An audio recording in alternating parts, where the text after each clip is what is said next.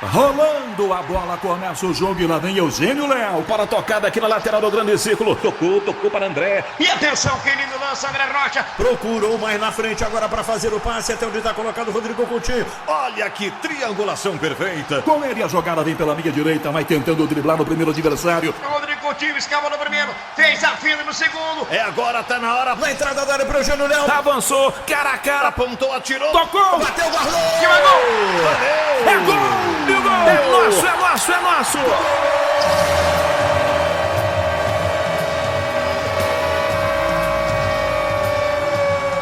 Nossa! Um like pra jogada! Tá lá no fundo do barbante!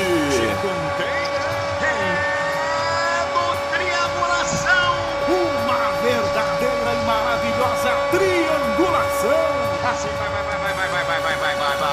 Vai que eu tô te vendo! Triangulação, futebol na essência. Com André Rocha, Eugênio Leal e Rodrigo Coutinho.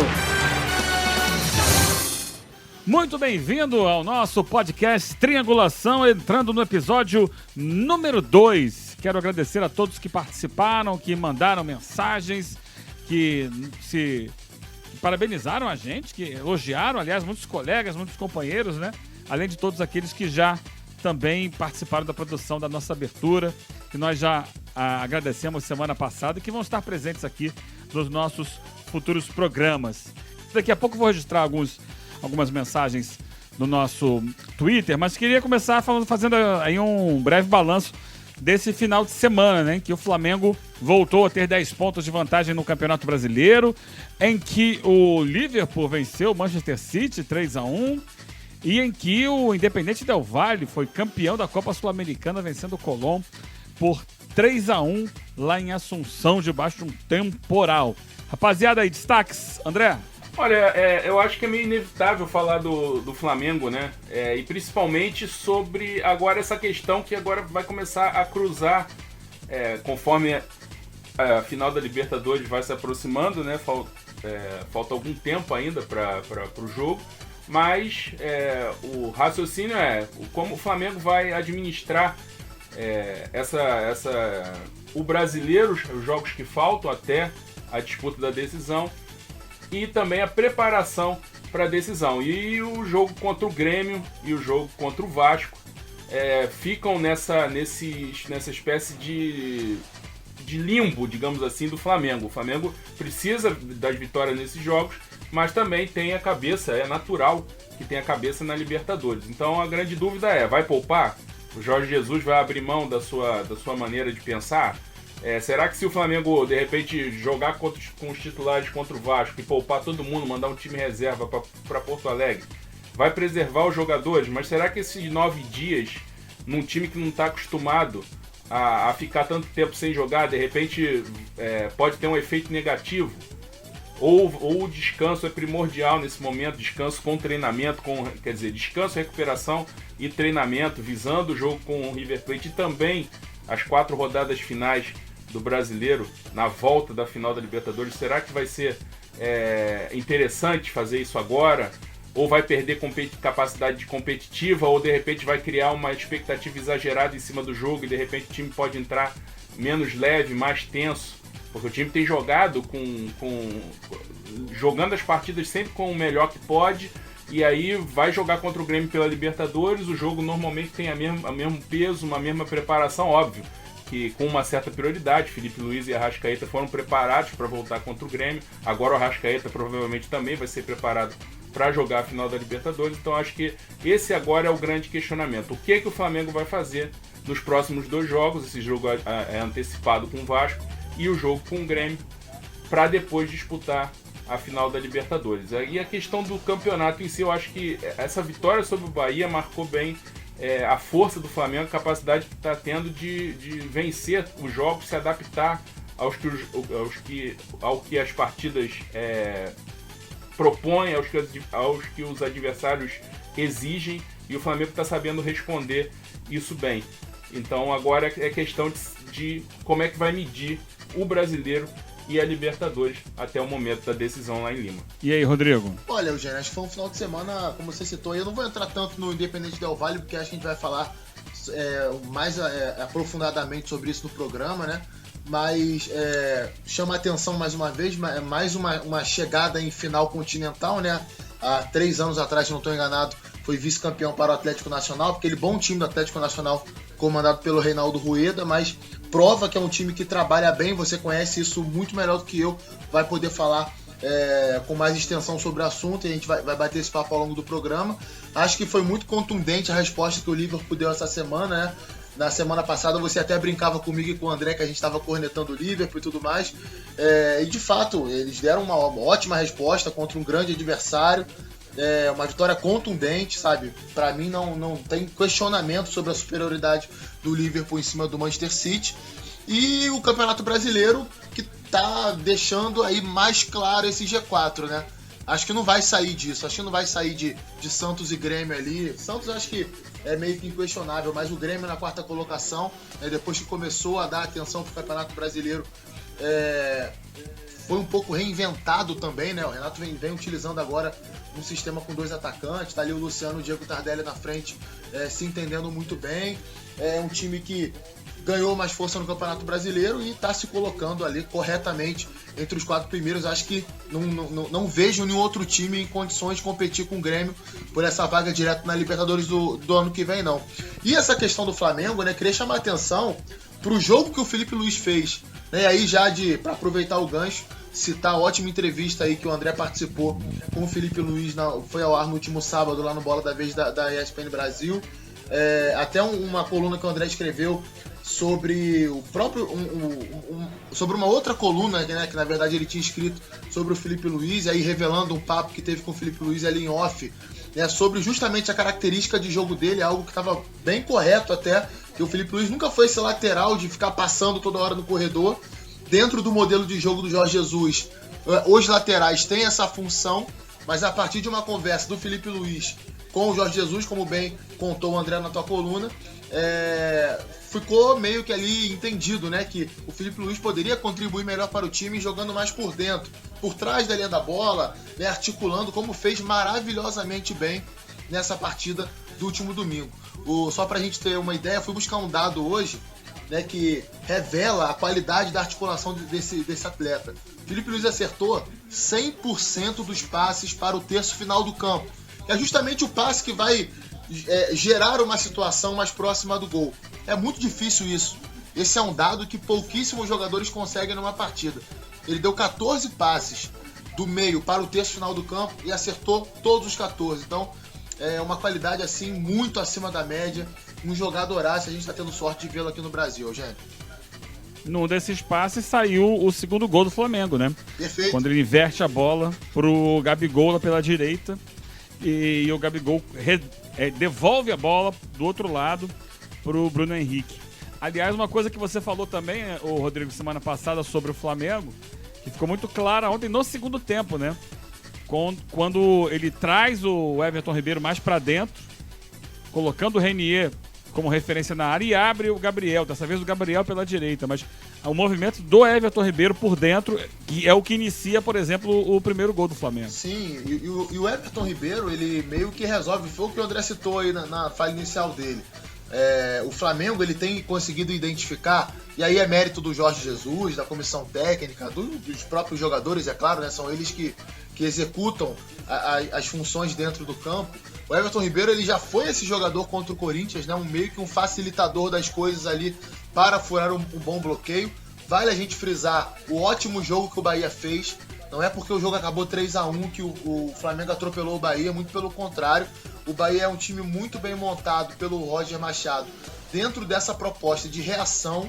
Então foi um jogo que o Bahia se portou bem, né, se comportou de uma forma muito confortável, porque sabe fechar bem os espaços, tem intensidade para isso, tem um bom funcionamento defensivo ali de cobertura, né, de movimentação. Os volantes sabem a hora certa de subir essa marcação e até fizeram isso algumas vezes, incomodando a saída de bola do Flamengo, mas o Flamengo soube dar a resposta ao longo do jogo. Essa do Everton Ribeiro por dentro, o jogo começou assim, por exemplo, a gente pegar o recorte inicial do Flamengo, a gente tinha ali o Everton Ribeiro pelo centro, Bruno Henrique e Vitinho pelos lados. Aí depois inverteu. O time passou a jogar no 4-4-2, voltou para o segundo tempo com essa nova formatação tática, como você falou, o Reinier mais preso na área, o Gabigol um pouco mais aberto pela direita, o Everton Ribeiro centralizado, aí depois trocou de novo, enfim. São variações que a gente enxerga o quanto o time do Flamengo é bem treinado, o quanto os jogadores estão comprometidos com essa ideia, né, e o quanto tem qualidade também, né? Sem qualidade não, é muito difícil um time chegar ao nível que o Flamengo chegou nessa temporada, que vem chegando. No meu modo de entender, mais uma ótima atuação, até mesmo no primeiro tempo. O Flamengo sofreu no primeiro tempo para criar mais, Vitinho não fazia um bom jogo, aí o Reinier entrou, mas se você olhasse o time do Flamengo, o time não estava jogando errado, o time não estava deixando de fazer aquilo que tinha que fazer. Foi muito mais mérito do Bahia do que demérito do Flamengo no resultado da primeira etapa. Mas assim, o André, além do gol do primeiro tempo, no segundo tempo o Bahia teve 3 situações de contra-ataque perigosas para o Flamengo. E não converteu, para sorte do Flamengo, que foi lá e virou o jogo para 3-1. Mas, pensando ali na frente de uma final de Libertadores, tem que minimizar esse tipo de situação, né? Porque um gol numa final de Libertadores pode mudar a história de um título, né?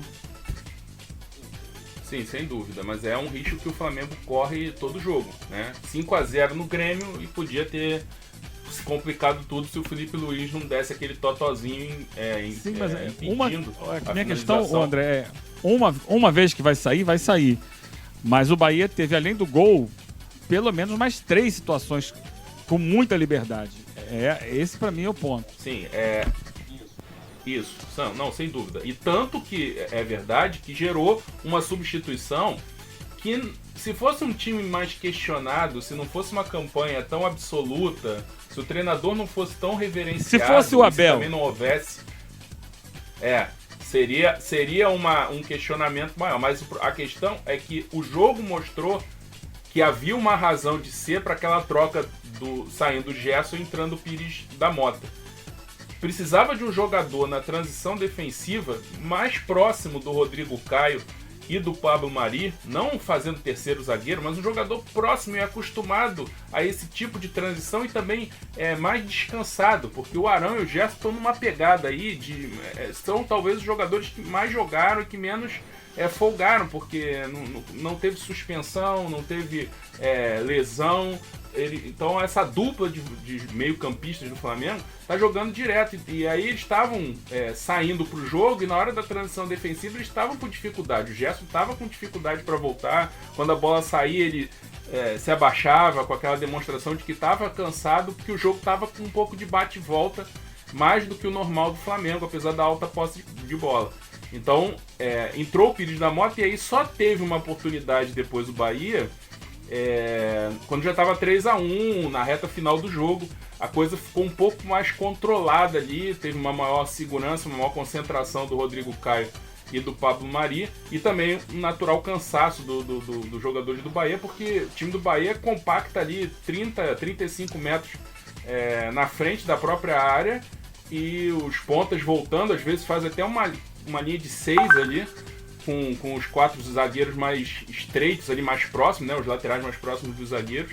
Então era uma situação de muito desgaste dos jogadores, e aí o Flamengo se aproveitou disso para se impor o seu modelo de jogo e também fisicamente.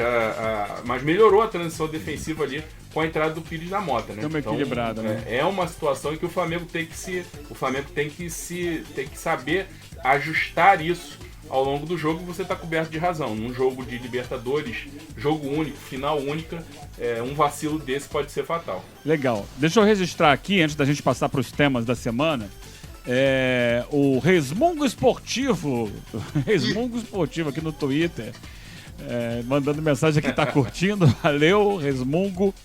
E o David Antunes, ele gostaria que nós fizéssemos um paralelo entre o futebol jogado no Brasil e em outros países sul-americanos e europeus. Ô, David, fica ligado, porque a gente está fazendo isso constantemente, né? Por exemplo, a gente daqui a pouco vai falar sobre o Independente Del Valle, campeão sul-americano, da Copa Sul-Americana, né? Que passou pelo Corinthians, né? Que ganhou bem do Corinthians jogando em Itaquera. Mas eu queria só, antes da gente passar para os temas, registrar aqui o seguinte, já que eu falei semana passada, nós comentamos sobre o Thiago Motta. O time dele jogou essa semana contra o Napoli, em Nápoles, placar de 0-0. Agora um detalhe aqui, 58% de posse de bola pro Genoa, que somou um pontinho, tá com 9, segue ali uma posição acima da zona de rebaixamento. Aliás, quem tá bem atrás dele é o Sampdoria, o grande rival lá da cidade. Mas conseguiu, tá desenvolvendo a ideia, fora de né, casa. 58% de posse de bola contra o Napoli. No São Paulo, deixa eu ver aqui, ó. 19 finalizações contra 20 do Napoli. Finalizou praticamente o mesmo número de vezes. Interessante. Vamos continuar acompanhando, né? Eu acho que é um desenvolvimento de ideia, né? São poucos jogos ainda, é claro que isso vai oscilar. A gente estava falando do Flamengo agora. Quem não lembra do aquele Flamengo e Bahia, por exemplo, que o Flamengo sofreu o jogo inteiro praticamente com a linha defensiva muito longe do gol, e aí o Diego Alves não estava ainda adaptado a fazer essa cobertura, não havia a coordenação necessária, e o Bahia fez 3-0 basicamente assim. Hoje, a gente olha o time do Flamengo, ele não sofre mais com isso. É muito difícil o Flamengo levar um gol dessa forma ou sofrer algum lance de perigo dessa forma. Acho que isso se aplica a qualquer time do futebol mundial, desde que o trabalho da comissão técnica seja bem feito e desde que os jogadores queiram fazer aquilo, né? Acho que tá muito claro. O técnico do Napoli, ele não é mais o Maurício Sarri, né, que implementou esse estilo lá. Mas eu tenho certeza que isso ficou ainda, né? Muitos jogadores permaneceram no elenco por ter sido um trabalho de sucesso. Eu tenho certeza que a diretoria também tenta, né, uma sequência, uma continuidade. E não é fácil você jogar fora de casa contra um time desse tamanho, no início de trabalho, você conseguir ter mais a bola. Se você tivesse levado um gol, sei lá, com 10, 15 minutos, ok. Teve mais a bola porque correu atrás do resultado durante mais tempo. Mas não foi o caso. Você acabou de dizer que foi 0-0 o jogo. É isso aí. Muito bem, vamos para a nossa primeira pauta da semana, que é o Red Bull Bragantino. Por enquanto, só Bragantino, né? Vai virar Red Bull Bragantino oficialmente no ano que vem. E vai mudar a camisa e tal. Faz parte do projeto, né? Dentro do contrato assinado com o Bragantino existe a previsão de que um dos 3 uniformes, seja preto e branco, mas as cores passaram a ser vermelho e branco do uniforme principal, seguindo o padrão internacional da Red Bull, que tem clubes, né, na Alemanha, o Leipzig, na Áustria, tem o Salzburg e nos Estados Unidos tem o New York.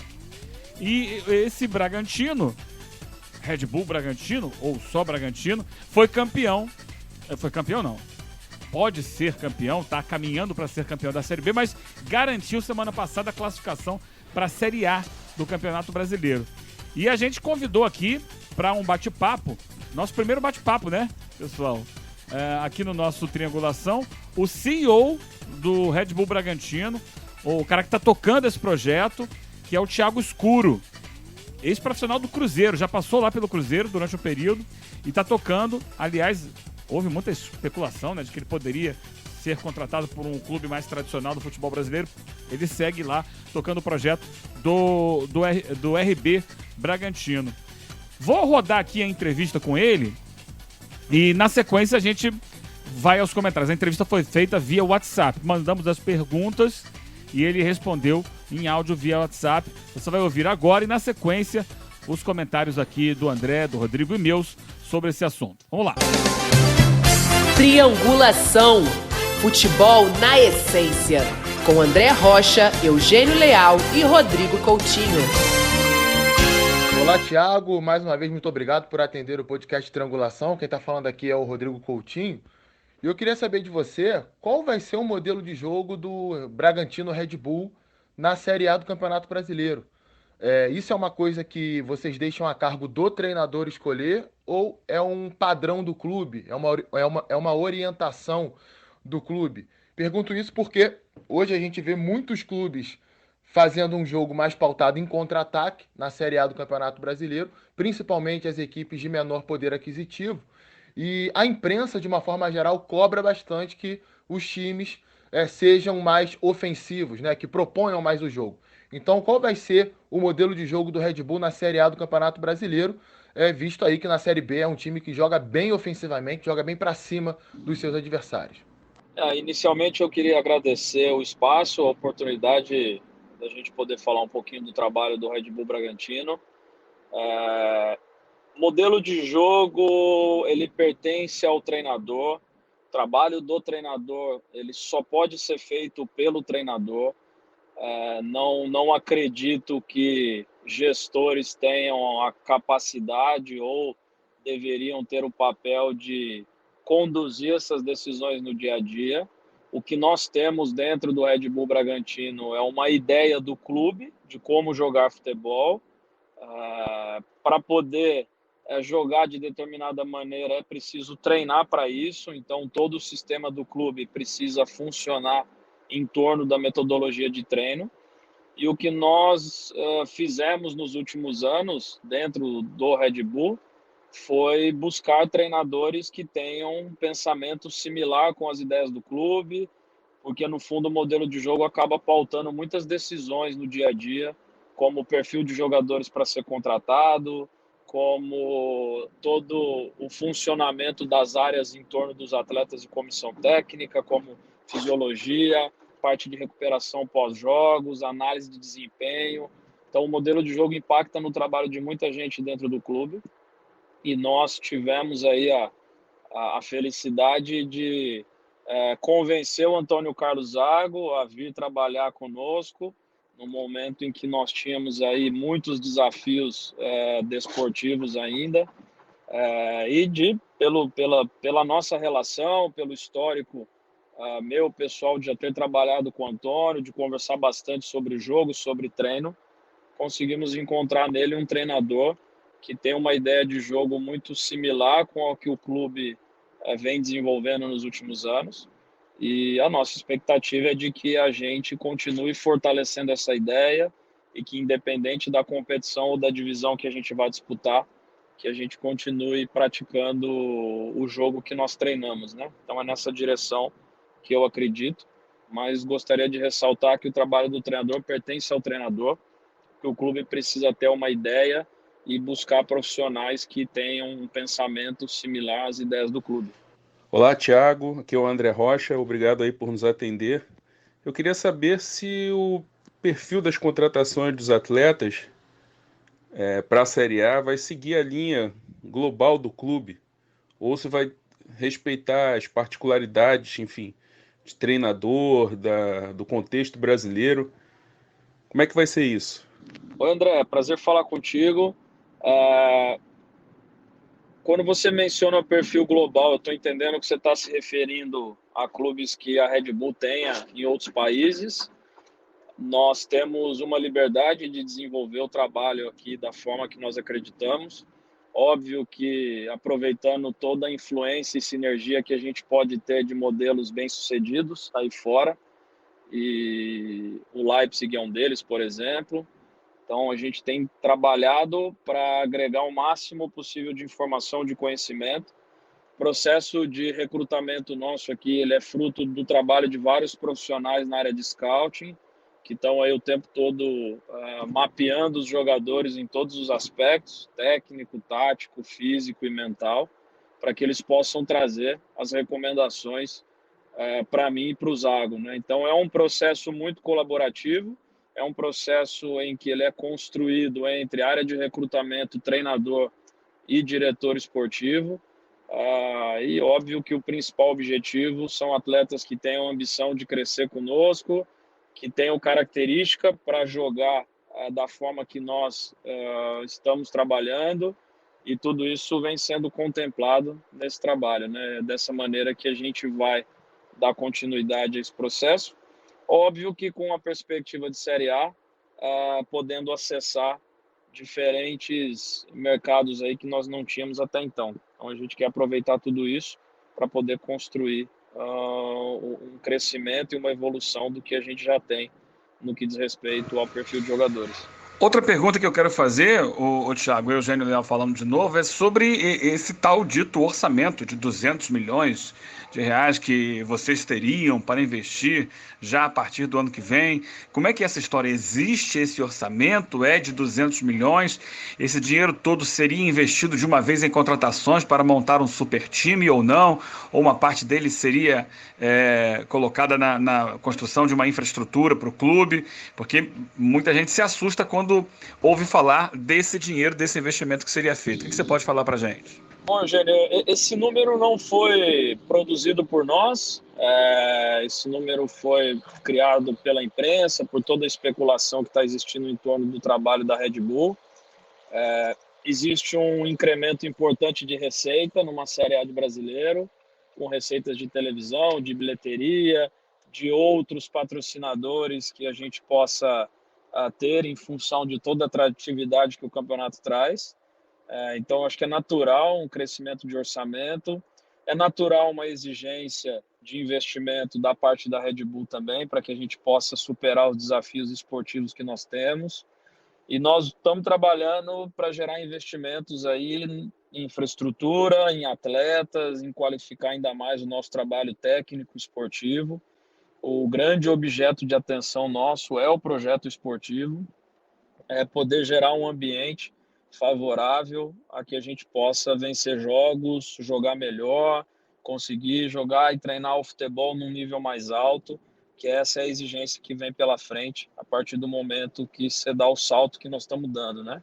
É um crescimento relevante em todos os sentidos, a competição na Série A ela é muito desafiadora e acho que o número, mesmo que ele fosse uma realidade, ele não deveria assustar tanto, até porque a gente tem os grandes clubes aí hoje no futebol brasileiro, com faturamento aí na casa de 500, 600 milhões de reais no ano, o que sim é muito relevante e torna o nosso desafio muito grande de competir nesse ambiente, né?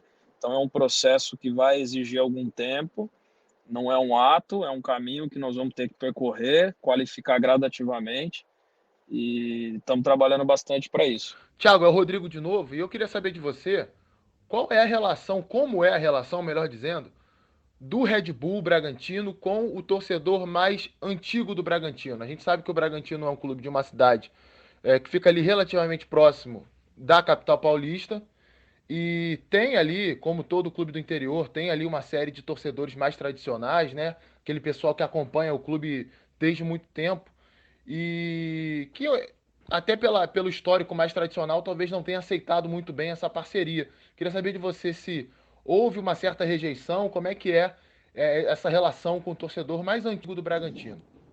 Nós temos tido uma relação muito saudável com o torcedor, com a cidade, seja esse torcedor jovem que retornou ao clube, que voltou a ver o Bragantino como o clube da sua cidade, competindo num nível alto, brigando na parte de cima da tabela, ou com um torcedor mais antigo, que é sim mais tradicionalista, que tem talvez refletido um pouquinho mais sobre as mudanças que estão projetadas, mas muito pouco, sinceramente, muito menos do que nós esperávamos de rejeição ou de reações negativas. E eu acredito isso, a transparência e a honestidade com que nós tratamos a relação desde o primeiro dia, tanto da nossa parte Red Bull, quanto do nosso presidente de honra, o Marcos Chedi.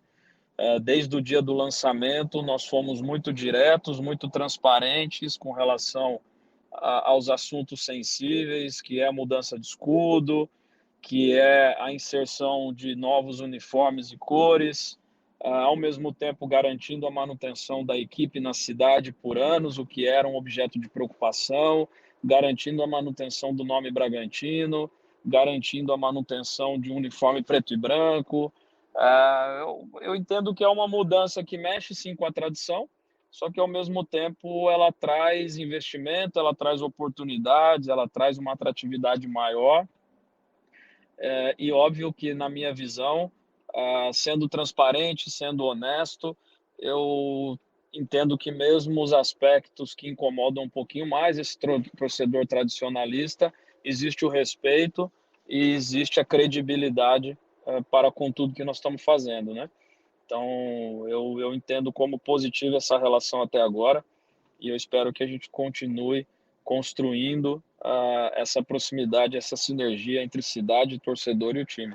Thiago, a minha outra pergunta é simples e direta.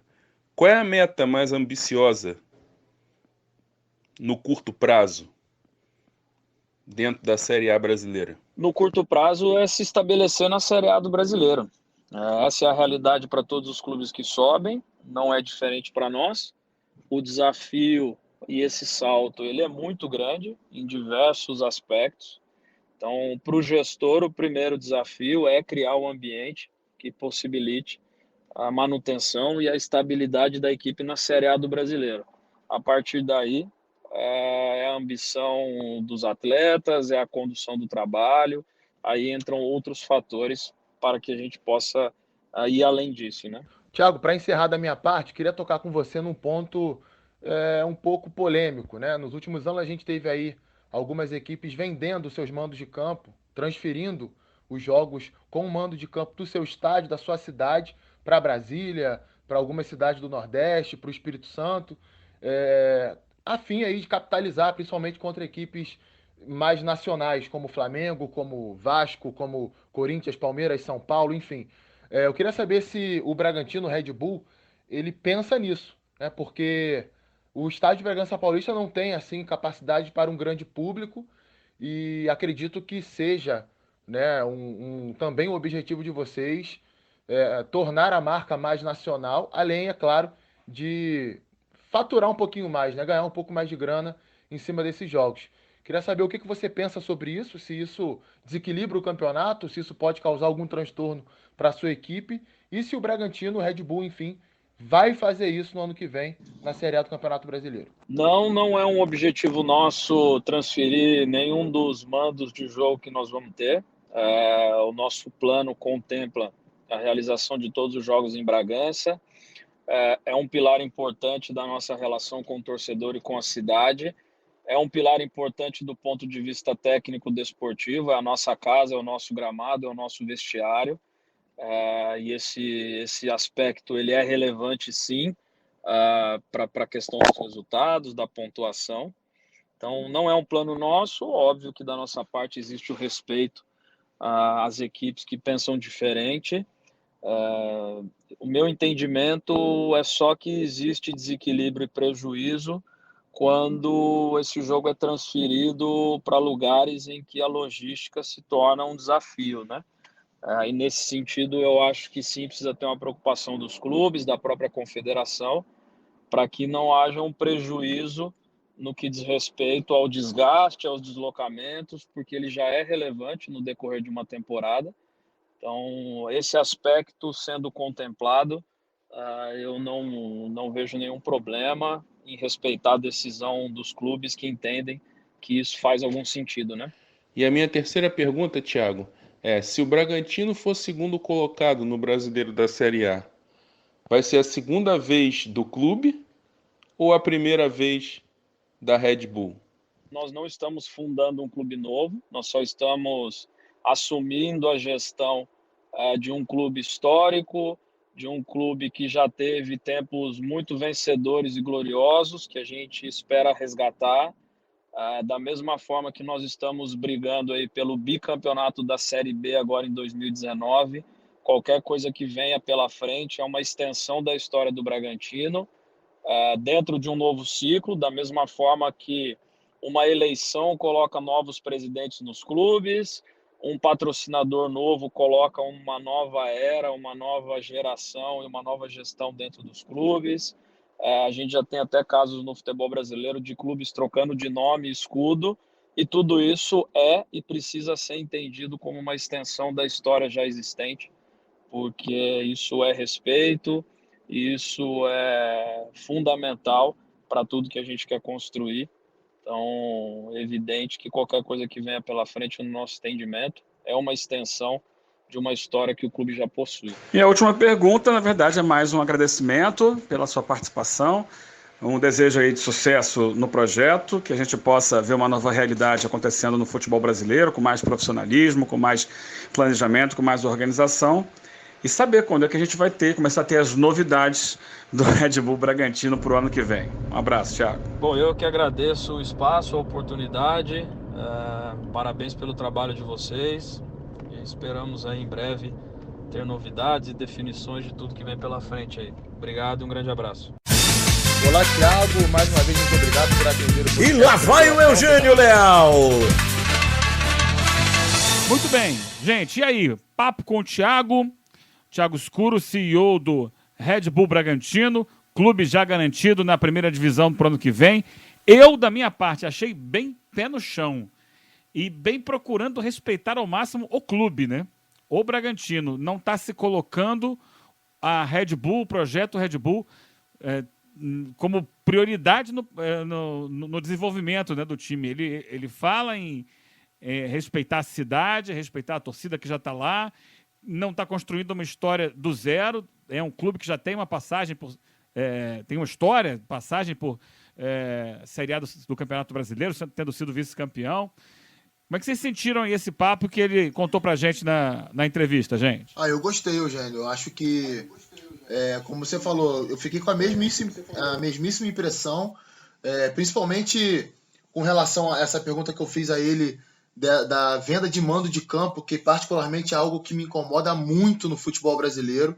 Né? Eu não concordo 100% com o que ele falou. Eu acho até que não. Ele disse que ele só veria um decréscimo à competição, né? Um desequilíbrio, melhor dizendo, a competição, se for disputado numa distância maior do que seria normalmente. Exemplo, o Flamengo vai jogar contra o Bragantino em Bragança Paulista e o Bragantino vende o jogo lá para Manaus. Aí ele veria um problema. Eu não, eu já vejo um problema mesmo se o Bragantino vender o jogo para Ribeirão Preto ou para o Pacaembu, botar o jogo no Pacaembu, né? Na capital de São Paulo a gente sabe que tem muita torcida do Flamengo, ou até mesmo no Espírito Santo, porque o desequilíbrio, da minha visão, ele vai muito de encontro à inversão do mando de campo. Por mais que não seja algo que o clube queira fazer, mas muitas vezes ele quer faturar um pouco mais e ele leva o jogo para uma praça onde tem muito mais torcida do clube adversário, que é um clube maior. Tirando isso daí, eu concordo quase em 100% com tudo que ele falou. Dá para ver que é um projeto muito profissional e melhor ainda, né? Por mais que ele tenha dito que respeita o clube e tudo mais, a gente percebe que é verdade isso, que não está falando da boca para fora, mas o próprio Bragantino parece que está respeitando o modelo de gestão do Red Bull, porque assim, são coisas muito diferentes. Uma coisa é um clube com seu estatuto arcaico, como 90% dos clubes do futebol brasileiro, que todo mundo dá pitaco, que tem diretor amador, que o dirigente bota no clube jogador de empresário que é amigo dele, ou de outro que vem com contrapeso, que daqui a 4 jogos quer mandar o técnico embora. Enfim, o cenário daquilo que há de pior no futebol brasileiro, muito do que acontece pelo ambiente nocivo que há internamente nos clubes. Num clube empresa, não quer dizer que esse clube não vai errar, não quer dizer que eles vão acertar em tudo, ou que as pessoas que estão à frente dos projetos são profissionais gabaritadíssimos. Essas pessoas vão errar também, mas eu tenho certeza que quando você tem um profissional que se preparou para aquilo ali, que não tem esse tipo de pressão, esse envolvimento com a paixão, a chance de erro dele é muito menor. Talvez por isso o Red Bull Bragantino aí logo no seu primeiro ano já tenha conseguido acertar. É claro que tem a estrutura, tem o aporte de uma empresa multinacional por trás, mas me deixou essa impressão positiva também. E eu vou dizer mais, Eugênio, eu tenho certeza que o elenco que eles vão montar para o ano que vem não vai ser um elenco para brigar para ficar na Série A, não. Ele pode dizer isso e tudo mais, mas eu tenho certeza absoluta que vai ter clube grande aí do futebol brasileiro com um elenco pior do que o Red Bull Bragantino no ano que vem. É aguardar para ver. Mas eu acho que tem tudo aí para chegar na primeira divisão e talvez no primeiro ano. Tem uma série de questões, né, sobre isso, né, sobre como vai ser esse Bragantino com a Red Bull na primeira divisão. Ele não quis ir fundo na história das contratações, o elenco tem uma base. O que eu pude ler nesse final de semana, até participei da transmissão do jogo do Leipzig, e aí você vai procurar as informações do clube, e tem lá a matéria lá, matérias falando sobre o projeto Bragantino, que para eles está sob a tutela do Ralf Rangnick, que foi o técnico do Leipzig no ano passado, que é o diretor esportivo deles lá. Ele fala em usar também o clube brasileiro para desenvolver jogadores jovens que venham a servir o Leipzig no futuro. Tem isso também. O Thiago não entrou nesse mérito muito com a gente, mas a gente sabe que eles também vão procurar usar aqui e dentro de um mesmo perfil de jogadores jovens, jogadores que possam ser desenvolvidos. É muito perfil internacional da Red Bull no que ela monta dos seus times. O Salzburg, que foi o primeiro, se não me engano, o primeiro, também é um clube que desenvolve atletas e alguns deles estão aí fazendo sucesso pelo mundo, muito sucesso. E eu acho que vai ser um pouco do que a gente vai ver aqui também no Bragantino. Vão tentar buscar esses talentos em desenvolvimento. E por mais que tenha um investimento, ele não quer falar no valor, mas eu não acho que eles vão botar 200 milhões em contratação de jogador para o primeiro ano, como se especula por aí. Tem questão de infraestrutura também, reformas no estádio, CT, tudo isso vai sendo trabalhado, porque, por exemplo, o Leipzig está completando 10 anos com a Red Bull. Ele chegou à primeira divisão do futebol alemão, hoje lidera o seu grupo na Champions League. Mas não foi em um ano, foram 10 anos. Para que ele fosse galgando esse espaço. André, o que você sentiu, o que você pôde observar aí do papo com o Thiago Escuro? O que se torce sempre é que se mantenha a linha de trabalho e que se tenha paciência para se desenvolver um projeto assim, sem que haja interferências, sem que haja, digamos assim, uma falta de motivação por conta do contexto brasileiro, né? As questões, enfim, é o Bragantino que vai jogar. Tem a Red Bull, mas é o Bragantino que vai jogar o brasileiro da Série A. E a gente sabe que tem várias questões que normalmente empurram os times que vêm da Série B de volta para lá, né? Eu não estou falando aqui de nenhuma teoria da conspiração, mas são as dificuldades naturais, né, do futebol brasileiro e do futebol mundial. Questão de arbitragem caseira, arbitragem que olha a camisa, arbitragem que teme ir para a geladeira porque errou contra um time grande. Enfim, nós temos várias questões que podem ir minando esse projeto que talvez possa não chegar a 10 anos, como chegou na Alemanha. Então é bom observar. Agora, dentro do que o Thiago falou, eu acho que tem uma linha aí, a gente trazendo a coisa para dentro do campo, tem uma linha que é interessante, que se for seguida, normalmente vai por um caminho bom, que é a questão do comando técnico ter identificação com o projeto e esse treinador tem o respaldo na montagem do elenco, de características de jogadores que vão se adaptar ao modelo de jogo dele, que se adaptam também à linha que a Red Bull normalmente tem no mundo, um jogo de mais intensidade, de transições rápidas.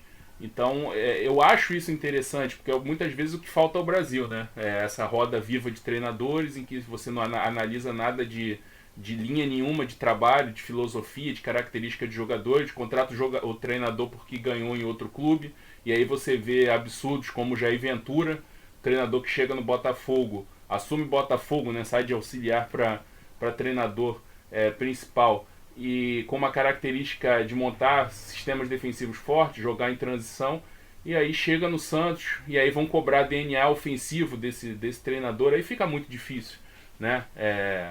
Aí tem a questão do casamento dos poucos clubes no Brasil que tem alguma cultura de jogo, e o Santos tem essa, né? E junto com o perfil do treinador e a característica dos atletas. Eu acho que seguindo por essa linha, a coisa pode caminhar bem. E o discurso também de pé no chão. Era o discurso da Chape durante seu processo de crescimento até a tragédia do final de 2016. Você ouvia os dirigentes da Chapecoense falando. Não é uma coisa como, por exemplo, o Luxemburgo, de jogar a meta muito para baixo, para qualquer coisa que ele conseguir poder dizer que atingiu a meta. Não, é uma meta realista. E eu acho que a meta do Bragantino, da Red Bull, mesmo com o investimento de, num primeiro momento, se manter na Série A e depois ir galgando, de repente daqui a 2, se manter na Série A no primeiro, na segunda tentar numa situação de chegar perto da primeira página da tabela, até o 10º lugar, depois ir para a primeira página da tabela, eu acho que isso é interessante porque cria uma meta realista, e aí você não passa por essas decepções que de repente pode minar a força do projeto. Muito bem, vamos virar a página agora e entrar nos temas, nos tópicos que cada um de nós escolheu para o debate, para expor aqui nessa segunda edição do nosso podcast Triangulação.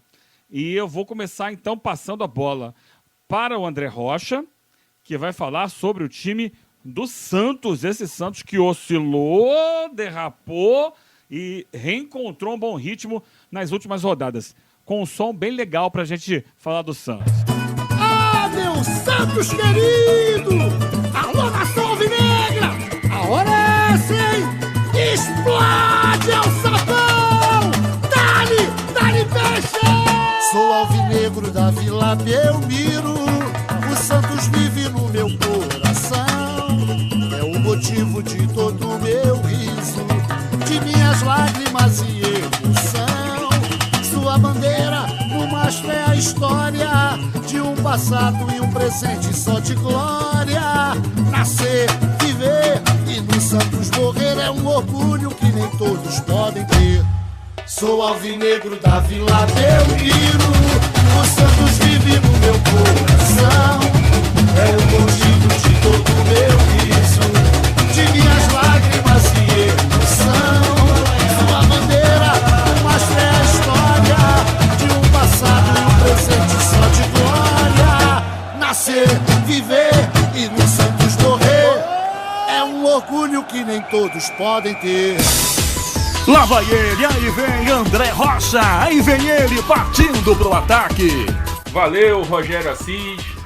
Bom, Eugênio, Rodrigo, amigos, vamos falar um pouquinho do Santos, que nas últimas partidas, né, a gente está falando de recuperações, né, o brasileiro com essas oscilações de muitos jogos também seguidos, os times sem tempo para treinar, então a coisa fica um pouco aleatória, né? Mas essa recuperação do Santos retomou a capacidade da equipe de competir, mas também ter alguns momentos de espetáculo. E não é ousadia minha dizer que nesse momento o Santos até faz um pouco mais de espetáculo, proporciona um pouco mais de espetáculo, até do que o líder Flamengo, que tem enfrentado jogos mais difíceis, mais duros, com adversários muito fechados, jogando a vida contra ele. E o Santos, até pela leveza que o Santos está levando mais o campeonato, porque o Santos ficou num lugar que é só dele, né? Ele não aspira praticamente, embora tenha chances matemáticas de título brasileiro, né? Tá um pouco distante do Flamengo, mas também abriu uma distância em relação ao pelotão que está buscando essa quarta vaga do G4.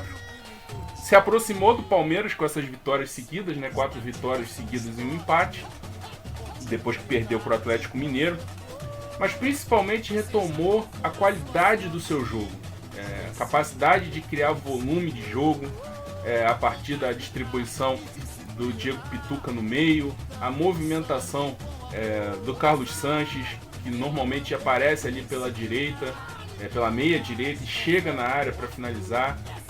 Mas a principal qualidade do Santos nas últimas partidas é o desempenho dos seus dois ponteiros, Marinho pela direita, Soteldo pela esquerda. E é uma movimentação, uma dinâmica muito interessante, porque os laterais do Santos, né, Vitor Ferraz ou Pará por dentro, pela direita, e o Jorge pela esquerda, eles participam da construção mais por dentro, e esses jogadores ficam abertos. Marinho pela direita, Soteldo pela esquerda. Quando a bola chega até eles, até pela característica do Marinho ser canhoto pela direita e o Soteldo ser destro pela esquerda, ele dribla. O Soteldo dribla muito também para a linha de fundo, né? Para o canhoto é mais difícil cortar para a linha de fundo para cruzar de direita. O Soteldo corta para a linha de fundo e consegue cruzar de esquerda ou finalizar. E muitas vezes acontece uma movimentação de um X ali. Então o lateral começa participando da construção por dentro Mas aí quando a bola chega no ponta, sabe que ele vai cortar para dentro, ele faz um movimento de dentro para fora, para dar a opção também para ultrapassagem por ali. E o Carlos Sanches também é esse jogador de ultrapassagem, principalmente pelo lado direito, de receber essa bola que o Marinho corta para dentro, ou ele passa por ali aberto para chamar a marcação e aí facilitar a finalização desse ponteiro pela direita, né, que enfim foi muito comentado durante a semana, que não quer mais ser meme, né, nas suas entrevistas, que é o reconhecimento da qualidade do seu futebol, e tem mostrado qualidade no futebol nas últimas partidas, mas principalmente o Soteldo pela esquerda é um jogador que desequilibra muito no Brasileiro, segundo estatísticas do Footstats. Só o Michael do Goiás dribla mais do que o Soteldo, fica à frente até do Dudu do Palmeiras, né, que se caracteriza por essa jogada e é muito acionado pelo time do Palmeiras, e o Soteldo também muito acionado pelo time do Santos. Então cria esse volume de jogo, é um time que adianta a marcação, que pressiona no campo adversário, tem muita intensidade, é um time que consegue alternar jogadas de lançamentos, né, de ligações diretas da defesa para o ataque, mas também trabalhar a bola no meio campo. Então é um time bem versátil, bem interessante. Foi interessante de ver jogar o campeonato todo. Realmente ganhou maturidade, né, o trabalho do Jorge Sampaoli ao longo da temporada, e acabou que essas eliminações precoces em Sul-Americana, em Copa do Brasil, essas eliminações acabaram permitindo que ele focasse no brasileiro, trabalhasse a equipe dentro do brasileiro, e consegue tirar do Santos muito mais do que se esperava, ou muito mais até de que a maioria dos treinadores brasileiros conseguiria. E você vê a marca do Sampaoli na maneira de jogar. É um time, e a outra movimentação também interessante, também em relação aos pontos, é o do Eduardo Sacha, artilheiro do time com 12 gols no brasileiro, mas ele não é um jogador fixo na área, ele sai para os dois lados também. Então na hora desse movimento que o ponta corta para dentro, o Sacha também dá a opção, nesse movimento em X, um jogador cortando para dentro e o outro se apresentando para receber no espaço por fora. Ele também tem essa movimentação interessante, também dá essa opção. Então o Santos voltou a ser muito interessante de se ver jogar, não está sentindo tanto desgaste de jogos seguidos, né? Agora vai ter um final de semana para se preparar. Então é um time muito forte, que conseguiu uma recuperação de pontos, mas também de desempenho, né? Então a gente vê a consequência. O time melhorou em desempenho e aí conseguiu novamente os resultados e está numa situação tranquila. Mas eu acho que a situação tranquila do Santos e o desempenho que ele vem mostrando em campo é mérito também do Jorge Sampaoli, porque consegue fazer o time se manter focado no jogo, focado no jogar. O Santos está tranquilo, uma vantagem boa em relação ao pelotão, ao Grêmio que está na última parte do G4, né, a última vaga, e está até mais próximo agora do Palmeiras.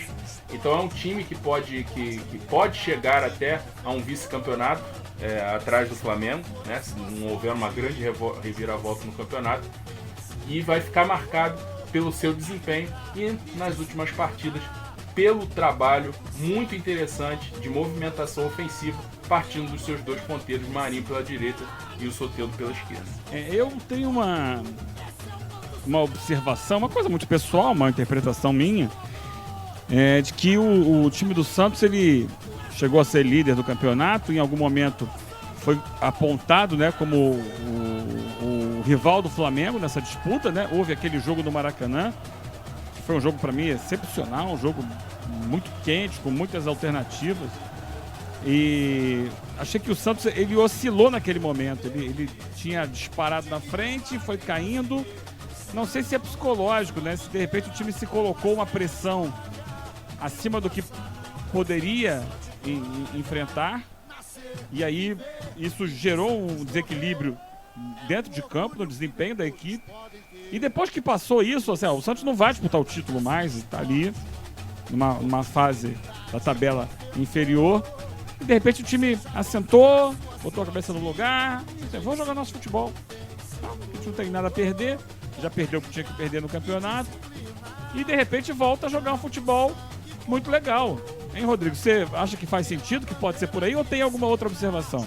Acho que faz sentido, sim. Acho que o time pode ter sentido os dois confrontos diretos, né? Vamos colocar assim no primeiro turno. Logo no início, né? O Santos era ali o principal postulante a tirar a primeira colocação do Palmeiras, e o Palmeiras enfiou um 4-0 no Santos logo no início. Acho que ali o time sentiu um pouquinho também, deu uma oscilada no seu desempenho. Isso é uma característica dos trabalhos mais longos do Sampaoli, tá? Eu lembro que no Sevilha, em algum momento da temporada, né, tinha 2 meses que o time dava uma queda de produção, não conseguia manter a mesma pegada, tinha problemas de transição defensiva, mas acho que isso não tira muito brilho do trabalho de Sampaoli, não, que é brilhante. Se a gente for pegar o elenco do Santos e comparar com o elenco do Palmeiras e do Flamengo, é covardia. O Eduardo Sacha, que vem fazendo um belo campeonato brasileiro e se adaptando muito bem a essa função aí de 9, né, entre aspas, do Sampaoli, ele estava para ser dispensado no início do ano.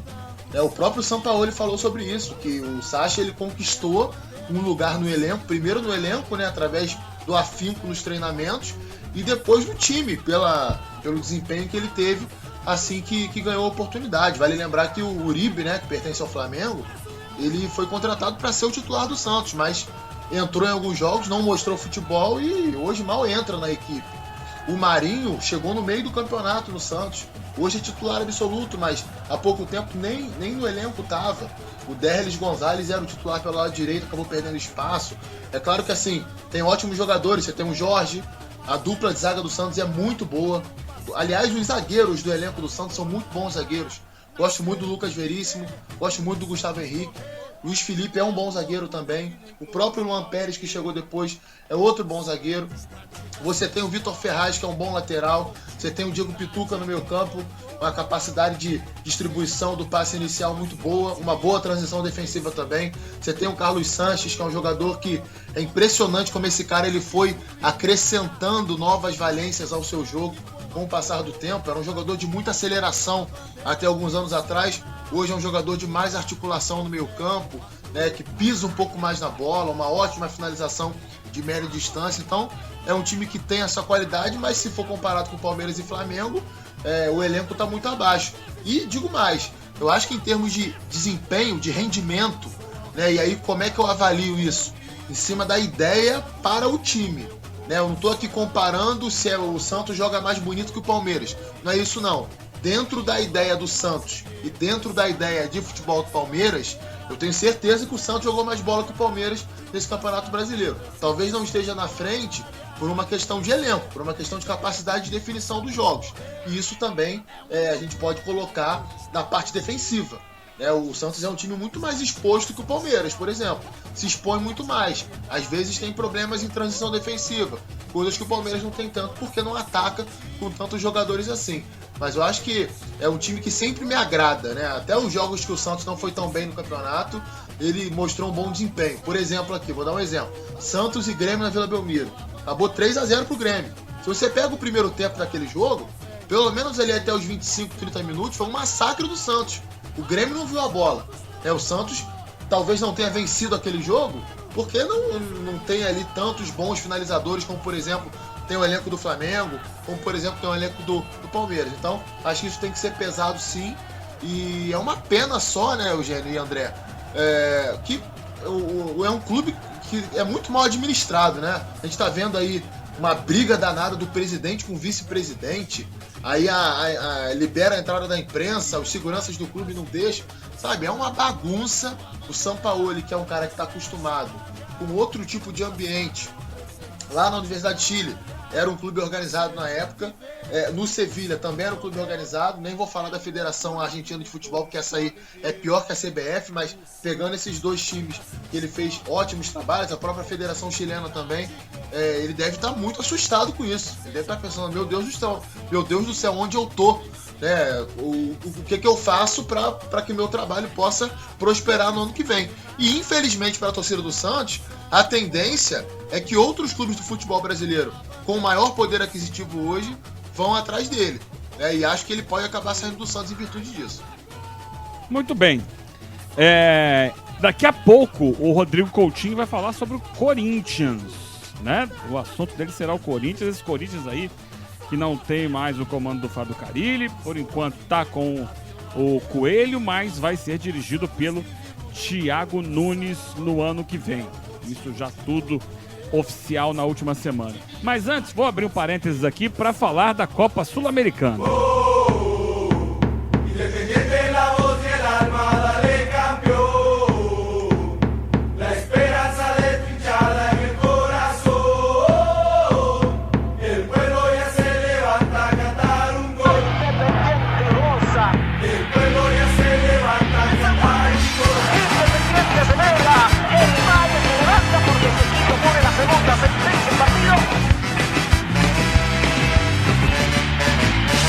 Muito bem, eu queria destacar, né, a final, primeira final em campo neutro de um torneio sul-americano, né, nessa nova proposta aí da Conmebol, que aconteceu em Assunção, no Paraguai. E a Conmebol parece estar zicada, né? Tudo que ela resolve fazer acaba enfrentando um problema sério. Dessa vez foi o temporal, o dilúvio que caiu sobre o estádio do Cerro Porteño, lá no Nueva Odia, e acabou interrompendo o jogo por cerca de 1 hora. E molhou todo mundo, 40 mil torcedores no estádio, vindos da Argentina. Os caras fizeram uma loucura, foram de carro, engarrafaram as estradas todas. Mas olha, os relatos são de comportamento exemplar, deixaram lá a capital do Paraguai sem qualquer tipo de problema, sem bagunça, sem vandalismo. Que legal, parabenizar a torcida do Colón, porque foi até lá e perdeu o jogo e saiu de boa. São torcedores do interior, né? Tem muita gente que confunde aqui o argentino de Buenos Aires com o argentino do interior. Há uma diferença muito grande de comportamento, de visão de mundo. É uma coisa até histórica, né? A província de Buenos Aires, ela sempre foi, historicamente, meio que uma oposição às outras províncias reunidas da Argentina. Havia 2 governos por muito tempo. Então há uma cultura diferente no argentino do interior. No caso, esse que sai de Santa Fé e vai até a Assunção e não cria qualquer tipo de problema, né? Tem um comportamento fantástico. Mas o meu foco aqui, gente, é o Independiente del Valle, campeão. Parabéns ao Independiente, que apareceu alguns anos atrás. E a gente via no pequeno estádio General Rumiñahui, lá nas proximidades de Quito, né? Onde ele joga, a sede do clube. Tinha uma placa assim: futuro campeão do Equador. Bem, o Independiente ainda não foi campeão do Equador, mas ele já foi finalista da Libertadores e agora é campeão da Copa Sul-Americana. Está classificado para o playoff final, mata-mata, esse ano no Equador. Está classificado, vai disputar, quem sabe, né? Pode vir a ser campeão esse ano do Equador, mas já é campeão continental. Um clube jovem, o clube é fundado há mais tempo, mas recentemente, né, ele foi adquirido por empresários que têm como objetivo principal a formação de jogadores. E aí, quando coloca empresário, é clube empresa, né, um clube com profissionalismo. Eles têm lá um CT que eles chamam Centro de Alto Rendimento do Independiente del Valle, e lá eles formam atletas, vários atletas que já saíram do país, que estão espalhados pelo mundo. Muitos deles formam as divisões de base da seleção equatoriana e hoje na seleção principal também. Já alguns jogadores importantes saíram de lá. O time que já montou uma equipe vice-campeã de Libertadores já desmontou essa equipe. Hoje no futebol equatoriano quase todos os principais times têm jogadores egressos do Independiente del Valle. Tá lá o Orejuela jogando na LDU, tá lá, por exemplo, o Cabeças jogando no Emelec hoje e outros clubes também. Aqui no Brasil temos o Sornosa hoje no Corinthians, fruto lá do Independiente del Valle. E o interessante é o seguinte: eles estão buscando mão de obra estrangeira na formação desses jogadores, especialmente espanhola. Eles tinham contratado no ano passado o Ismael Rescalvo, que hoje é técnico do Emelec. Rescalvo tinha trabalhado lá na Espanha em formação de jogadores, veio para a América do Sul para trabalhar no Envigado da Colômbia, que também é um clube formador de atletas. Formou, por exemplo, Rames Rodrigues e Juan Fernando Quinteiro, também um clube empresa. E do Envigado ele pulou para o Independiente del Valle para trabalhar como técnico do time principal, o Rescalvo, mas sempre nessa de aproveitar a base. E aí ele fez muito sucesso, liderava o campeonato equatoriano, quando foi contratado pelo Emelec. O Emelec, clube com mais dinheiro, foi lá e tirou o Ismael Reis Calvo do Independente Del Valle, que fez a opção por colocar no comando do time o atual técnico, Miguel Ángel Ramírez, 34 anos, também espanhol, que estava fazendo a coordenação das categorias de base. Não era auxiliar técnico, ele era o coordenador das categorias de base. O Ramírez assumiu o time, meio do campeonato, deu aquela oscilada natural, o time caiu de rendimento, era líder do campeonato, caiu para 4º, 5º lugar, mas conseguiu encaixar o time. E aí, é claro, priorizou a campanha na Sul-Americana, porque foi crescendo na Sul-Americana. Eliminou o Independente da Argentina, eliminou o Zulia, passou também pelo... Mentira, o Zulia quem eliminou foi o Colón, tá? Desculpa. Ele eliminou o Independente da Argentina, mas eliminou o Corinthians na semifinal para chegar até a decisão com o Colón. E aí ele não priorizou o campeonato, até porque o campeonato lá estava numa fase classificatória em que 8 se classificavam e ele estava com a classificação bem encaminhada. Acabou, se não me engano, em 5º lugar na fase de classificação, priorizando a Sul-Americana. Um time composto, na grande maioria, por jogadores vindos da base, né? É um time que tem ali 2, 3 veteranos. Do elenco vice-campeão de 2016, apenas um, o Leão, que fez o primeiro gol da final de cabeça, inclusive, né, debaixo de um dilúvio. Os demais jogadores daquele time já foram todos embora. Então o Ramírez assumiu o time. O Ramírez também tinha passagem por um projeto que é bom a gente falar em breve, né? Academia Aspire, no Catar, que é um projeto para desenvolver jogadores no Catar, que montou, por exemplo, a base da seleção do Catar, que vai disputar a Copa do Mundo de 2022. Ele estava naquele projeto, recebeu o convite do Independente Del Valle. É um estilo de jogo que mescla escolas diferentes. O Independente sabe jogar com troca de passes, de bola no pé, valoriza a posse de bola, mostrou isso na Arena Corinthians. E lá no Campeonato Equatoriano é o líder de posse de bola. Mas o time acaba conseguindo, às vezes, resultados melhores jogando no contra-ataque, na velocidade, porque tem alguns velocistas, alguns jogadores muito bons, e é desenhado para isso. Então tem o Dahomey, que é um pouco mais velho, é um colombiano contratado para reforçar o time, né? Que chegou esse ano. Mas tem outros, como o Sanches, que é prata da casa, o Coroço, o Preciado. Na faixa central do campo tem um jovem de 21 anos, o Franco, que é um segundo homem de meio, que sai com qualidade na troca de passes. E tem o Pederano, argentino, 37 anos, que é o tiozão do meio de campo, grandalhão, bate firme na bola, fala duro, fala grosso, né? Chega junto ali da equipe. Tem ainda o Mera, o camisa 10 deles, o Cachorro Mera, que já é um pouco mais velho, jogador já rodado por futebol equatoriano, para dar aquele equilíbrio, não pode ser só garoto, né? E o time dominou para mim. É claro, no segundo tempo da final, com o desgaste do campo pesado, o time argentino se lança ao ataque mesmo, vai pra dentro, consegue fazer o 2-1. Tem o pênalti perdido pelo Pulga Rodrigues, que eu lamentei porque eu sou fã do Pulga Rodrigues, mas até o Tim Vickery escreveu na crônica que ele fez para a ESPN sobre o jogo, ESPN Internacional, ele escreve para lá, dizendo, e é perfeita a observação dele, o Pulga, ele tem uma batida de pênalti leve, né? Ele apenas rola a bola pro gol, deslocando o goleiro. Como o gramado estava muito molhado, ele optou por bater forte, saindo da característica dele. E aí bateu forte, o goleiro pegou. No final teve um gol, 2-1, foi pra cima o Colón, tentando na base daquela empolgação argentina, 40 mil pessoas no estádio, empurrando o time, mas levou o contra-ataque e o Dahomey fez o 3-1 para a equipe do Independente Del Valle. O Sanches tinha feito o segundo gol, né? Leão o primeiro, Sanches o segundo e o Dahomey fechou o placar em 3-1. Destacar que é um clube empresa, né? A gente falava agora há pouco do Red Bull Bragantino, um clube empresa mostrando a sua força no cenário sul-americano, André. Essa questão do clube empresa é que me chama mais a atenção por conta do planejamento e por não se deixar influenciar,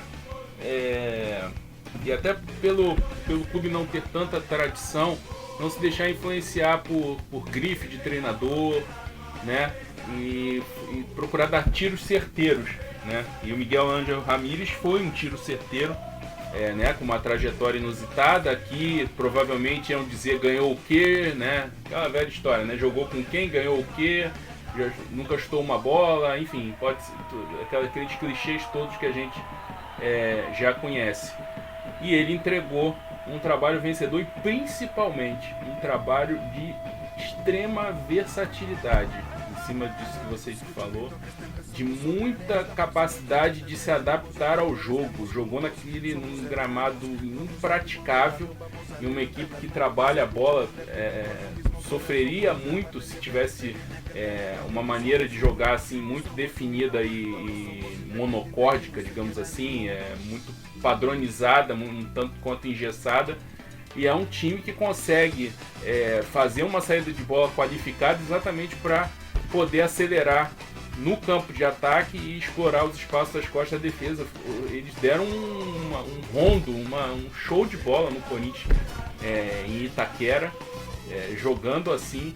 Então chamou muita atenção a capacidade de ser versátil, saber trocar passes, saber jogar em velocidade, fazer o primeiro gol naquele gramado encharcado na bola parada, ter força também na bola parada, e serve de exemplo, né? Serve de exemplo e também trazendo para o nosso discurso aqui, né? Que só se acha aqui que se pode fazer futebol de qualidade com dinheiro, contratando jogadores renomados, e eles investem na base, na formação, dentro de uma filosofia, com profissionais formadores, exatamente para poder colher os frutos mais à frente. É difícil fazer isso em clubes com grande torcida no Brasil?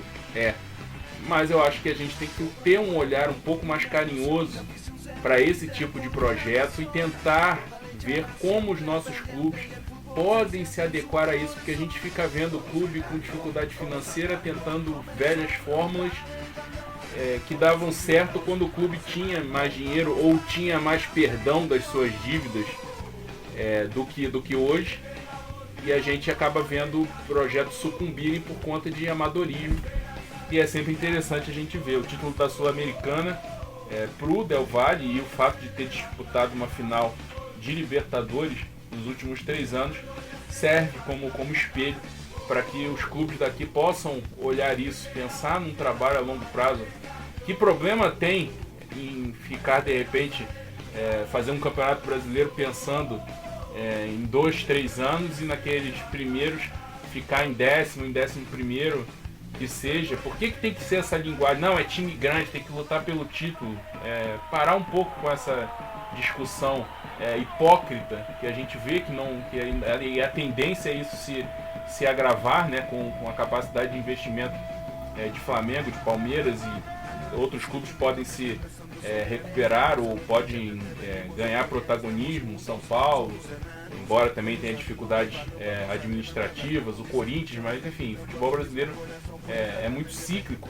Mas clubes que vêm aí se arrastando, por que não buscar alguma coisa nesse sentido e aceitar um projeto a longo prazo de formação de jogadores para colher lá na frente, né? E aí o Del Valle fica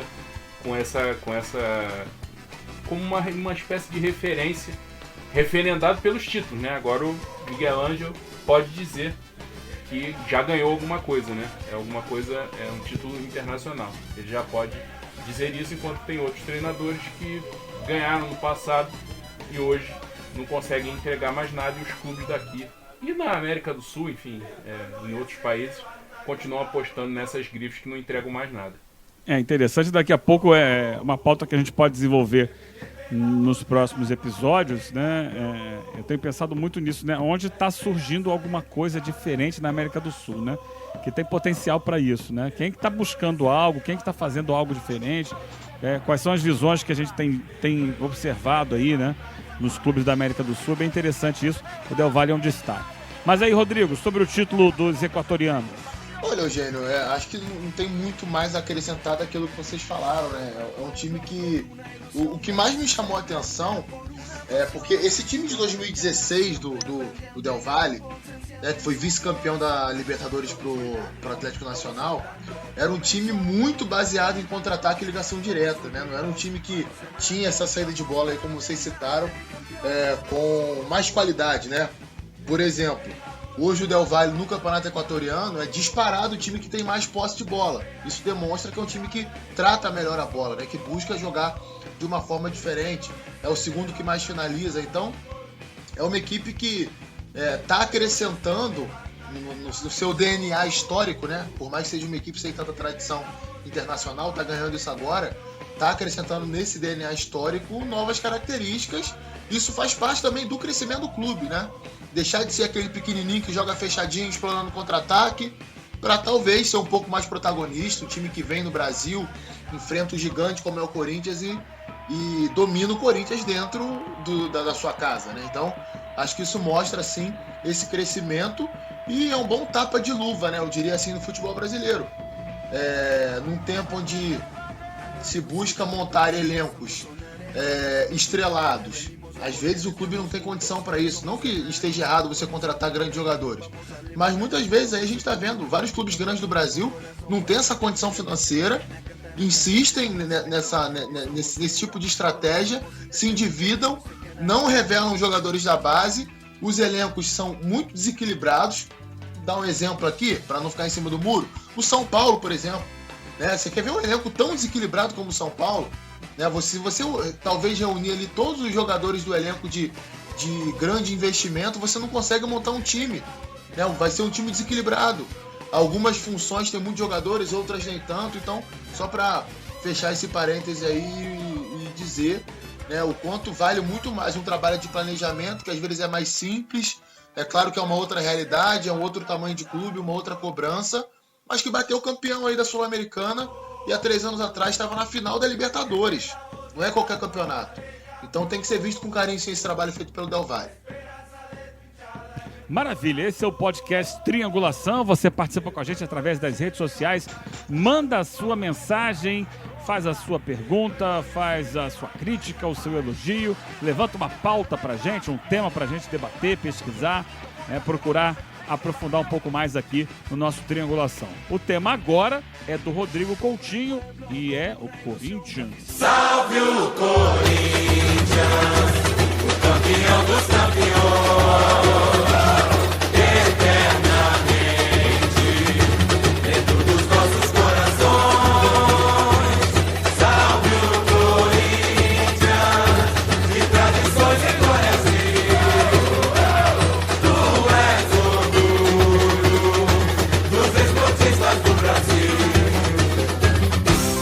Lá vai Rodrigo Coutinho pro campo de ataque.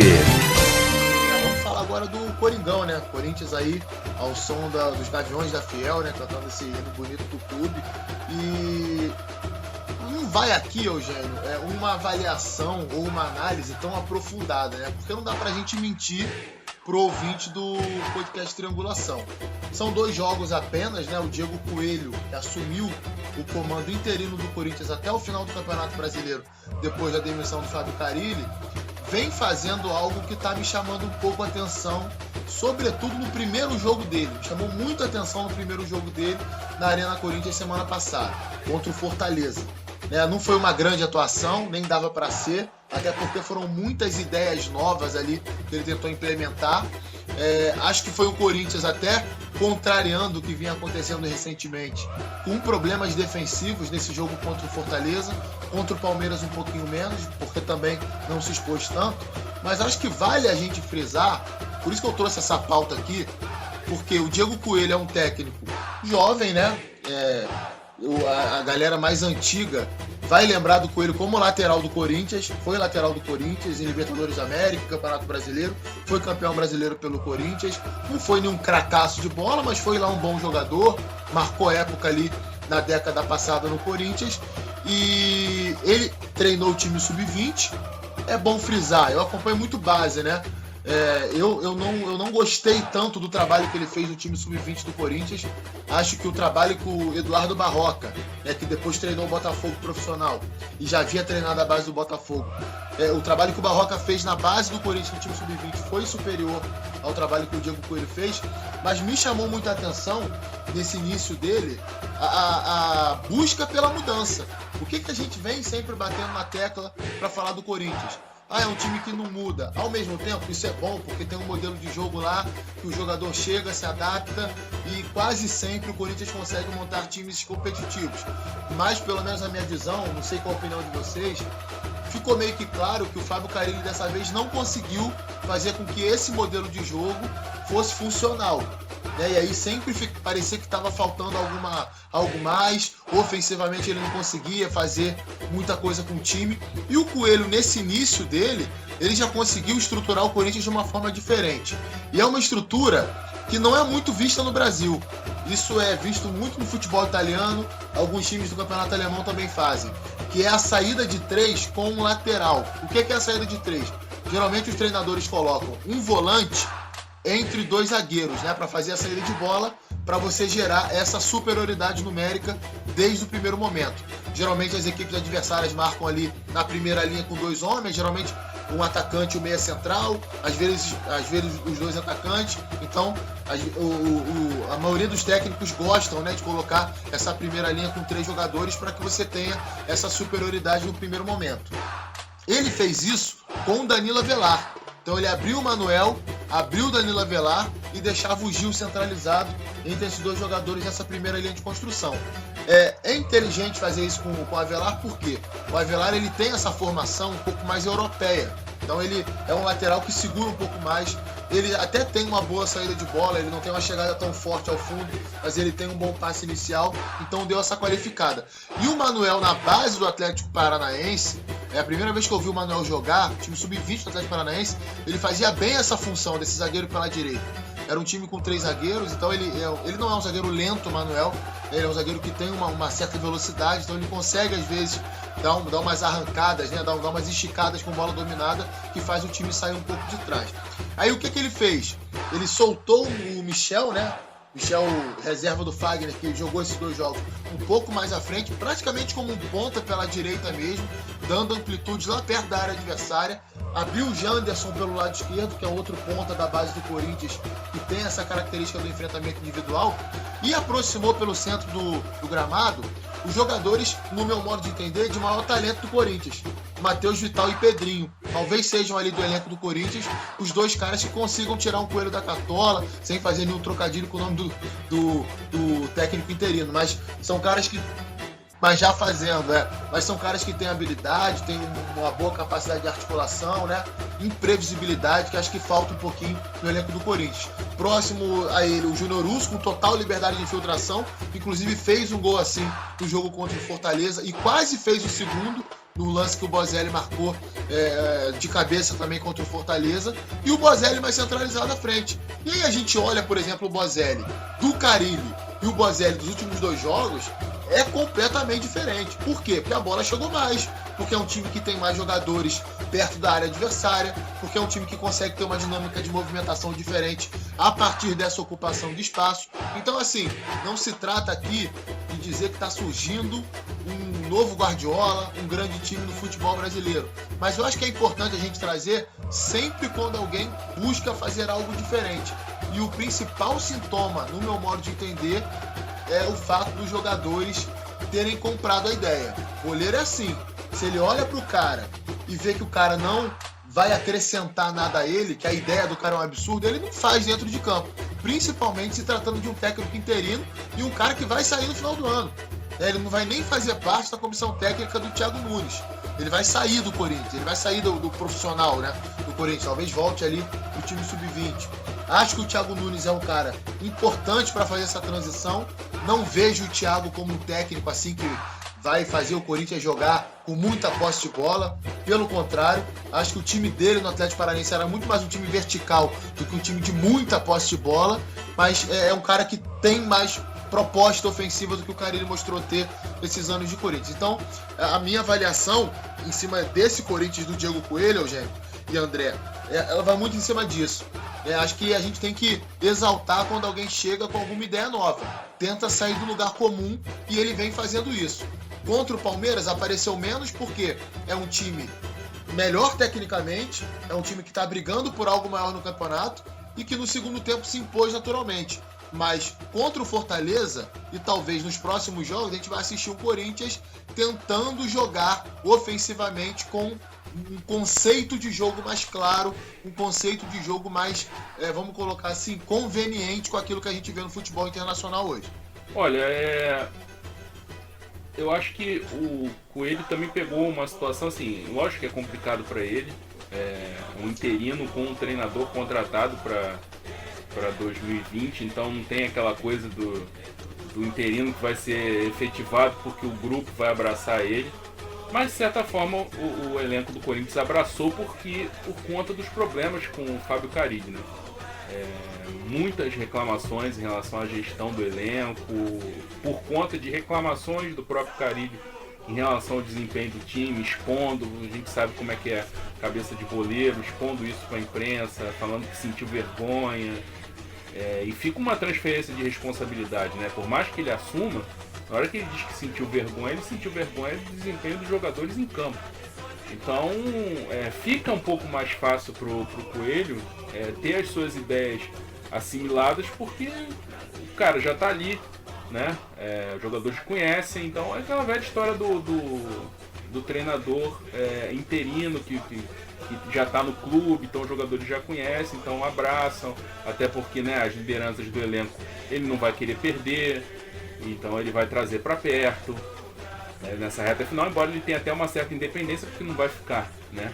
O que tem a esperança, o treinador que tem esperança de ficar é que faz mais essas concessões e acaba, aí muitas vezes o treinador que chega pelos seus conceitos acaba por conta da gestão de grupo, muitas vezes até fazendo escolhas em cima de jogadores mais experientes e acaba entrando numa vala comum, né? A gente tem exemplos disso no futebol brasileiro, Alberto Valentim, Zé Ricardo e outros que acabaram entrando numa espécie de limbo ali, porque não conseguiram, não colocaram as suas ideias lá iniciais e aí entraram na roda viva de sai de um time, vai para outro e aí vai entrando nessa coisa de ficar pelo resultado e fica com esse apego e acaba entrando numa vala comum, aí, numa vala medíocre no sentido de médio, né, de trabalho médio.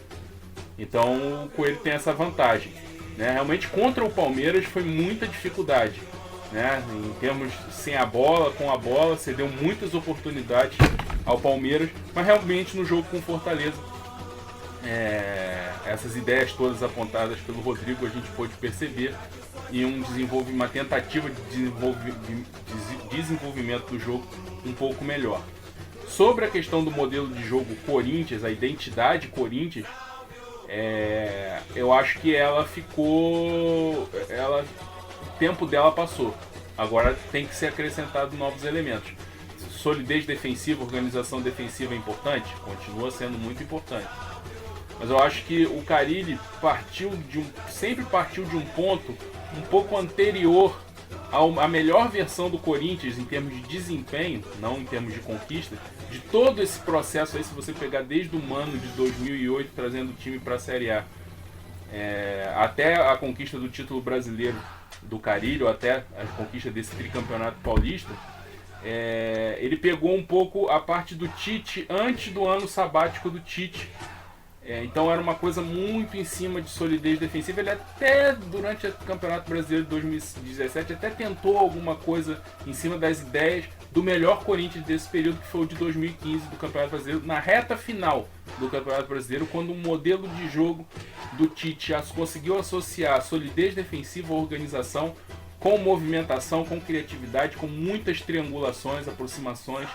E realmente foi o futebol mais interessante de se ver dos times brasileiros, dos campeões brasileiros dessa década até essa campanha que o Flamengo vem construindo agora. E o Corinthians vinha desenvolvendo isso com o Tite, teve a queda em 2016, ele foi para a seleção em cima disso, desse desempenho, dessa melhora de desempenho depois desse ano sabático, em que ele foi estudar e sentiu necessidade de acrescentar elementos ofensivos ao padrão de jogo que ele já tinha, de muita solidez defensiva. Mas agora o Carille não conseguiu entregar isso e eu acho que o Corinthians tem que dar uma repaginada, tem que atualizar, tem que partir do princípio, do conceito de 2015, em que conseguiu colocar criatividade, triangulação, mobilidade dentro do seu jogo mais sólido, o Thiago Nunes pegar isso e aí trazer tudo que ele desenvolveu no Atlético Paranaense e atualizar esse modelo de jogo, independentemente da capacidade que o Corinthians vai ter de investir em contratações ou não. Até com esse elenco que tem agora, com um ou outro reforço, dá para desenvolver, dá para trabalhar isso, e o próprio Coelho está mostrando essa capacidade de colocar ideias. É um elenco aberto a novos conceitos, a gente está vendo, e embora apesar da dificuldade contra o Palmeiras, mas o clube pode apostar nisso para 2020 com o Thiago Nunes e até pegar algum legado disso, né? Todo treinador tem algo a acrescentar, e o Coelho pode acrescentar uma ou outra ideia para o Thiago Nunes para desenvolver o Corinthians para 2020. Maravilha. É isso. Eu acho que está em aberto, né? Mas o Rodrigo focou nessas mudanças do Diego Coelho, e acho que o time ainda carece de maior velocidade na troca de passes, né? Óbvio que não dá para cobrar. Foram 2 jogos em uma semana, ele assumiu na segunda-feira e já teve que na quarta ir para o jogo, depois teve jogo de novo no sábado, não dá para cobrar muita coisa. Mas dentro dessas ideias novas, tem que girar essa bola com mais velocidade para tentar criar alguma coisa. Acho que o Pedrinho tem que se sentir mais à vontade, aquela faixa central do campo onde ele está jogando. Ele está ainda um pouco inseguro por ali. Acho que o Bocelli pode, nesse momento, ajudar, vindo fazer um pivô, dando ali uma opção de uma tabela de aproximação por dentro, que eu vi acontecer muito pouco, ou não acontecer no jogo com Fortaleza, por exemplo. Mas gostei muito da movimentação do Janderson e do Matheus Vital naquele jogo, em que eles não ficavam necessariamente em lados opostos. Em alguns momentos os dois estavam no mesmo lado do campo, no ataque, para que eles pudessem tentar construir alguma coisa juntos, né? E não tem essa rigidez de, não, você só fica na direita, eu só fico na esquerda. Quando você está numa fase ofensiva, que a defesa está bem resguardada, você pode inverter e deixar 2 jogadores juntos ali ao mesmo tempo, para gerar uma superioridade numérica, eventualmente, né? Claro que não vai ficar o tempo todo assim. Mas são ideias que a gente vai ver, e tem pouco tempo para ele desenvolver, mas já são ideias mais interessantes, mais progressistas do que o Corinthians vinha apresentando. Gente, é isso, né? Falamos que íamos diminuir o tempo e já estamos com mais tempo que semana passada.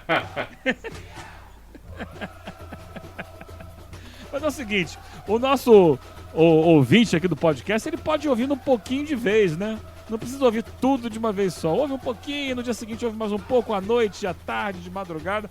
Vai ouvindo, tem a semana inteira para curtir o nosso Triangulação até a próxima terça. Rapaziada, destaques finais aí de vocês dois. André? Cara, valeu pelo papo, foi muito bom o programa, foi muito legal, foi muito rico. E vamos tocando em frente aí, novas pautas, foi legal a entrevista com o Thiago. E assim, vamos criando novas situações, novas pautas, novos quadros, como interagir na rede social, a gente vai conversando, pintando ideias dos ouvintes. Quem estiver ouvindo pode também alimentar a gente com ideias. E a gente agradece muito. Valeu, Eugênio, valeu, Rodrigo, valeu a todo mundo que está ouvindo. Rodrigo! Valeu, Eugênio, valeu, André. Acho que mais uma vez o programa está conseguindo alcançar o objetivo, né, que a gente traçou inicialmente, de tentar conversar um pouquinho mais aprofundadamente sobre as coisas do futebol, né, e trazer novidade, trazer pauta que não está tão ligada assim. Muito legal hoje o Del Valle, por exemplo, conheceu muita coisa que eu não sabia, o próprio Thiago Escuro também, mais uma vez agradecendo a ele a participação aqui. Acho que a pegada é essa mesmo, e seguindo aí o que o André falou, todo mundo que quiser entrar em contato com a gente, é só entrar lá no Twitter, né, Triangulação P, é o nosso perfil oficial lá no Twitter, manda mensagem pra gente, nos siga também no YouTube, assine o nosso feed aí no SoundCloud, e fique por dentro, né? Tem o Spotify também aí. Galera que gosta de ouvir pelo Spotify também já está liberado para ouvir por lá. E deixa a sua opinião, a sua cornetada, enfim, o seu elogio. É muito importante para a gente. Está só começando e a gente pretende construir essa história aí junto com a galera que curte o nosso trabalho, né, Eugênio? Com certeza, Rodrigo. Um abraço, galera. Até a semana que vem aqui no Triangulação. Valeu. Triangulação. Futebol na essência. Com André Rocha, Eugênio Leal e Rodrigo Coutinho.